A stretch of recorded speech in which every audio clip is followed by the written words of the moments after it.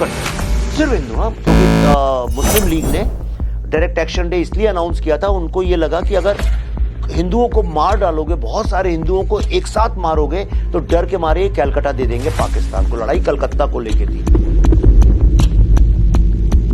Direct action day is one of the world's biggest human tragedy.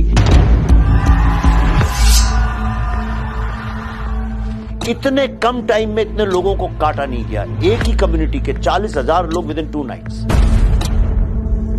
सिर्फ लाशें बिछी हुई हैं कलकत्ता में, ऊपर वल्चर्स बैठे हुए हैं। इन्होंने क्या किया, मुस्लिम लीग ने ये कॉन्ट्रैक्ट दे दिया अंडरवर्ल्ड और माफिया को। उनको 2 कॉन्ट्रैक्ट दिया। एक बोला कि डेमोग्राफी चेंज करो, कन्वर्ट कर करके मुस्लिम बनाओ। अगर टिल्ट हो गया, अगर पॉपुलेशन 30-40% हमारी आ गई, तो हम अंग्रेजों से मांग ही सकते हैं। अंडरवर्ल्ड ने काटा, माफिया के लोगों ने 40,000 हिंदुओं को काटा ओवरनाइट।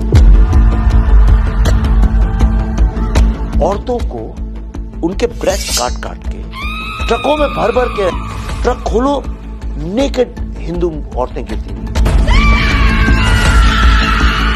और उनका यह था कि इनका सिंदूर इंदूर सब मिटा दो पहले। तो बता रहा है कि वो बंदा जिसने खोला, वो चल के गया, उसको एक औरत के यहाँ पे बिंदी दिखी और उसने जूते से उसको मिटा दिया।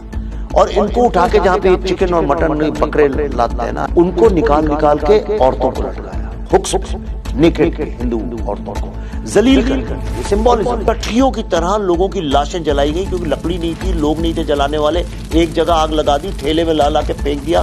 पूरा रिकॉर्डेड है, ब्रिटिश कमीशंस ने, ब्रिटिश आर्मी की रिपोर्ट्स हैं। एक कसाई था जिसका नाम था गोपाल पाठा।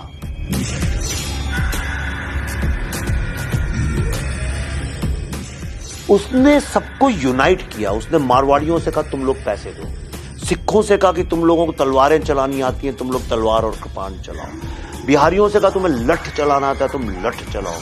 फिर इन्हें बोला हमें बम बनाना आता है, हम अपने बम, देसी बम को इस्तेमाल करते हैं।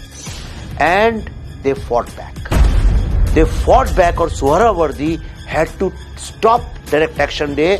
उसने कहा कि इतना मुस्लिम कट जाएगा अगर गोपाल पाठा को नहीं रोका, कि पाकिस्तान बनाने का कोई मतलब भी नहीं रहेगा।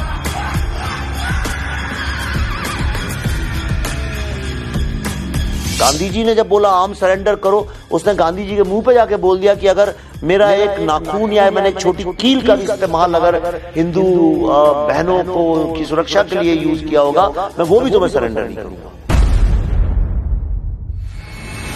सवाल ये नहीं होता है कितने लोग मरे, सवाल ये होता है किस तरह से मरे। 1000 साल भारत हिंदुओं का परसिक्यूशन हुआ है। पूरे वर्ल्ड की ह्यूमैनिटी की हिस्ट्री में सिर्फ एक ही सोसाइटी है जिसको 1000 साल तक गुलाम बना के रखा गया। पहले 700-800 साल इस्लामिक लोगों ने, फिर करते करते 200 साल आप क्या उन लोगों ने राज किया जो क्रिश्चियंस थे। सब कहते हैं गंगा जमुना तहजीब। इतना फ्रॉड शब्द है गंगा जमुना तहजीब, ऐसी नाम की कोई चीज। पूरे विश्व में एक ही एक धर्म बोलिए या बिलीफ सिस्टम बोलिए जो कहता है कि जानो, सीक, फाइंड योरसेल्फ, अपने इनर बीइंग को जानो। हम लोग सीकर्स हैं। और बाकी जितने अब्राहमिक रिलीजन्स हैं वो कहते हैं मानो, क्योंकि हम कह रहे हैं ऐसा। ये बंगाल ममता बनर्जी का नहीं है, उनकी बापौती नहीं है, ममता बनर्जी की ठेकेदारी नहीं है बंगाल।